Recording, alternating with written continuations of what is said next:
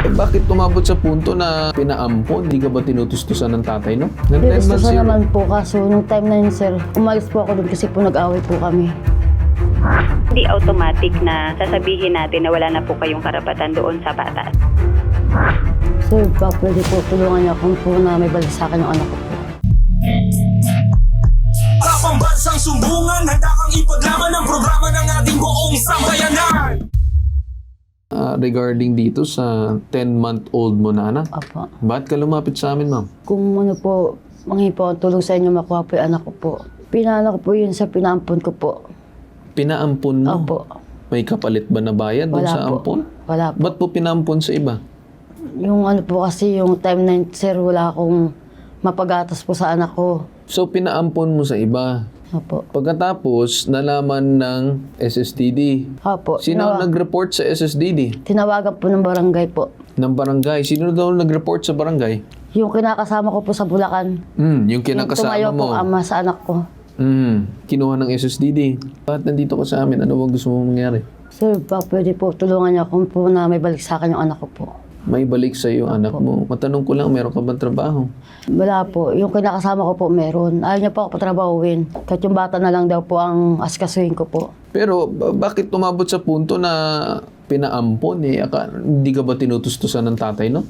Ng 10 months Gusto naman po, kaso nung time na yun, sir, umalis po ako doon kasi po nag-away po kami. Dala-dala mo yung bata, Opo. tapos hindi mo pakain. Ba't ka umalis? Ano lang po yun, sir, yung bang parang away lang, maliit lang po na away. Away.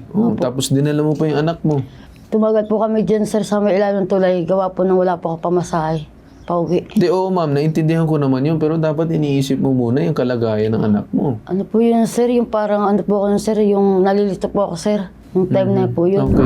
July 31, linggo yun ng umaga, mga bandang alas 10. Dumating yung nanay ng bata, tsaka yung mag-aampon sana nung bata sa barangay, kasama nung nanay ng bata. Okay. Bakit dumulog dun sa barangay? Ba't dumulog dun sa barangay? Gusto nilang kumonsult sa barangay kung ano yung tamang proseso para doon sa bata na pinapaampon ng nanay. Nung ito po ay nai-report sa aming tanggapan, nagkaroon po ng agarang responde yung aming personnel. And then napag-alaman po kasi na illegally po piniplace yung bata doon sa identified na prospective adoptive parents na hindi naman po dinaan sa tamang proseso. And upon assessment po, na need talaga muna na i-protective custody yung bata. That's why po na hindi po agad-agad na binalik doon sa mother yung bata nung time po na nirespondihan ng aming staff. Okay. So, nagkaroon ng illegal na pag-aampon sa bata. Tao po ba? Kumbaga naagapan naman po. Hindi siya, so, ganun dapat yung mangyayari na may in-identify na po siya na pagbibigyan ng bata.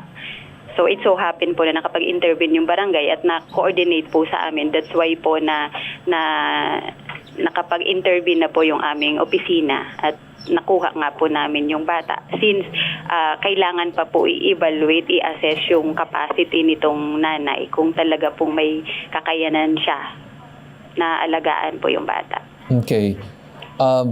Siguro ma'am, kasi nandito din yung nanay, no? Ano po masasabi niyo sa kanya? Kasi sinasabi niyo sa amin, kaya lumapit siya sa amin, dahil in regards dun sa bata, kung ano bang magagawa, kung pwede ba niya makuha or something. Siguro ma'am, can you give clarification dito sa kanya at nandito siya ngayon kasama namin? Kami naman po kasi is palaging umaakto lang kami dun sa kung ano yung kapakanan ng bata. Kaya po may mga ganun pong pagkakataon na kinakailangan po namin pansamantalang kuhanin yung bata. Lalo na po upon assessment, nakita namin na at least wala pong identified na tirahan po itong bata dito sa Quezon City. So, during interview dito kay mother, saka pa lang po namin na-identify or nalaman na hindi po siya constituent ng Quezon City. May dineclare po silang address sa somewhere in nearby na lugar dito sa ating, within Bulacan. So, Okay.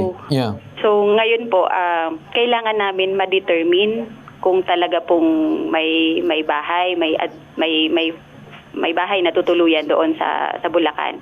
That's why nag-coordinate po kami sa local social welfare din po ng Bulacan para po mag-request ng report, yung magsasagawa po ang social worker ng lugar ng pagsusuri doon sa nanay. Yung specifically ma-check po yung capacity nito ni nanay, and then ma-check yung environment ng family to make sure po na kapag ma-recommend na possible for reintegration yung bata is talaga pong hindi na po maniniglect, mapapaayos po yung bata. Okay. yun po yung So, more of prosesong ma'am gagawin. assessment, tama po ba? So, you have to assess the current situation nitong nanay, kung talagang papasa, then sa kanya ibabalik ang kustodiya sa kanya. Tama po ba? Yes po, yes po. Alright. So, hindi naman po natin agad-agad sinasabi na wala na po siyang karapatan sa Alright. bata. Dadaan lang po sa proseso. Alright. Sige, ma'am. So, babalikan ko lang, ma'am, itong nanay na kasama namin ngayon, si Bernalyn. Ma'am, naintindihan mo ba yung sinabi ng ating SSDD? Opo. Anong masasagot mo dun sa sinabi nila na sinasabi nila na may mga kondisyones muna or kondisyon bago mo makuha ang kustodiya ng anak mo? Sir, ang sabi po nila, may pupunta daw po sa amin na pikar. Na? Pikar po. Pikar. Yung ano po, yung titignan po yung kalagayan po namin. Welfare check. Ngayon po, pumunta po yun sa amin. Pumunta po doon. Nung Yeah. time na po yun, wala po ako doon kasi sabi din po kasi ng SSDD, magtrabaho daw po ako. Nung time na yun, sir, nung hindi ko nakausap po yung pikar, naghanap po ako ng mga pasukan na trabaho. Okay, ma'am, naintindihan naman natin yun na simpleng hindi pagkakaintindihan lang siguro. Pero hindi po yun, ma'am, yung basis talaga kung bakit nila kinuha yung bata. May dahilan naman kasi sila para kunin din yung bata. Hindi naman din tama na dahil wala kang pagtustos sa bata, papaampon mo sa iba. Sir, ano po sir, totoo po niyan sir, talaga nalito lang po talaga ako. Ayun po, ma'am, ang masasabi ko sa inyo naman, ma'am, dito ngayon is kahit man nalilito ka, meron pong kaukulan ng mga consequence ang ating mga ginagawa. Meron po tayong batas na nagpoprotekta po sa mga bata natin. Hindi naman po kami, kumbaga hindi automatic na sasabihin natin na wala na po kayong karapatan doon sa bata. So dadaan po sa proseso, magkakaroon ng assessment na gagawin ng social worker ng LGU ng Bulacan. And then upon, kapag nakita po nila na may capacity naman kayo. So, malalaman namin yun through dun sa report na ipapadala sa amin. And then, i-coordinate natin doon sa institution. So, Yes. magkakaroon po tayo ng proseso para sa reintegration. However, kung may findings po na negative yung assessment ng LGU, so doon naman po tayo magkakaroon ng another process. Kailangan po namin i-explore yung other relative, immediate relative ng nanay.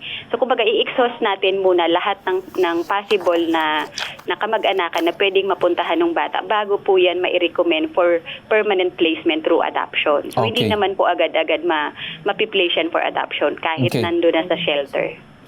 Okay. Ma'am, na-coordinate na ba natin ng QC to Bulacan area kung saan man sa San Jose del Monte? Kung doon po siya Yes nakatira? po, mayroon na po kaming request for parenting assessment Okay. sa LGU ng Bulacan. Alright.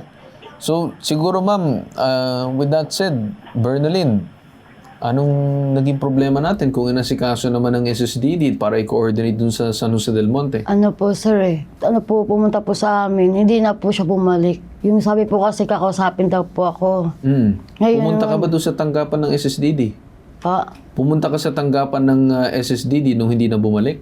Bumalik ka ba ng SSDD para Di na kausapin sila? Di na po kasi po, ang sabi po sa SSDD, umano daw po ako sa may City Hall po namin. Sige, ganito na lang. Ma'am Maria, siguro asikusuhin mo na lang itong si Ma'am Bernalyn. Kung may mga assessments ba na kailangan nyo sir. gawin? Yung kung sinasabi niya na hindi siya naabutan ng social worker ng Bulacan, ganito na lang ma'am, bumalik po kayo doon or puntahan niyo po yung local social welfare ng Bulacan, yung San Jose del Monte, para kayo na personal makipag-usap sa social worker nila kung hindi po kayo naabutan during the home visit. Okay. Clear na ba sa'yo? Ganun na lang ma'am siguro para maging mabilis yung proseso. Kasi kung talagang antayin natin, napuntahan tayo, marami silang ini-inspectionan, ina-assess, talagang tatagal yun. Okay? Opo. Siguro ma'am, ang gawin na lang natin din, we'll probably talk dun sa ating DSWD after this kung may mga pwede tayo may tulong sa'yo. kung may program ng gobyerno na pasok ka, para maasikaso ka, okay? Opo. Sige. Sa pambansang sumbungan